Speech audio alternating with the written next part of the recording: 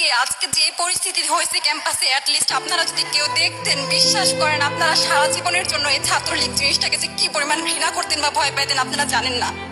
এরা আমাদের সামনে রড দিয়ে পিটায়া, ছেলেগুলারে রড দিয়ে পিটায়া একদম মাথা মরা করে ফেলছে। তারা এসে আমাদের পেছনে লুকাইছে, আমাদের বোরকার পেছনে, আমাদের ওড়নার পেছনে লুকায় বলে, আপু আমাদের একটু লুকায় রাখেন, আমাদের ওরা মাইরা ফেলবে, আমাদের বাঁচান আপু বাঁচান। আমরা তাদের ওড়না দিয়ে বোরকা দিয়ে লুকায় রাখছি, সেইখান থেকে আমাদের ধাক্কা দিয়ে ফেলে দিয়ে তাদের বের করে আবার মাথায় রড দিয়ে মারছে। এমন অবস্থা। এবং তারা আমাদের ক্যাম্পাসের পরিচিত মুখ, আমরা চিনি তাদের, তারা এই অবস্থা করছে, রাস্তায় একদম শোয়াই ফেলছে। আমাদের হলের মেয়েদের বুকে বড় বড় যে আসতো ইটগুলো বুকে ফেঁকে দিচ্ছে, মানে একদম পুরো বুকে লাগছে, এরকম জামা কাপড় ছিঁড়ে ফেলছে, এত বাজে অবস্থা। অথচ আমার ব্যাচমেট, আমরা যাদের সাথে ক্লাস করি, একসাথে বসি, আমি তাদের একটা কথা বলতে দেখি না এগুলো নিয়ে, একটা কথা না। এবং তাদের নিউজ ফিডে গেলে দেখবেন তারা এখন এগুলাই সাপোর্ট করে যাইতেছে।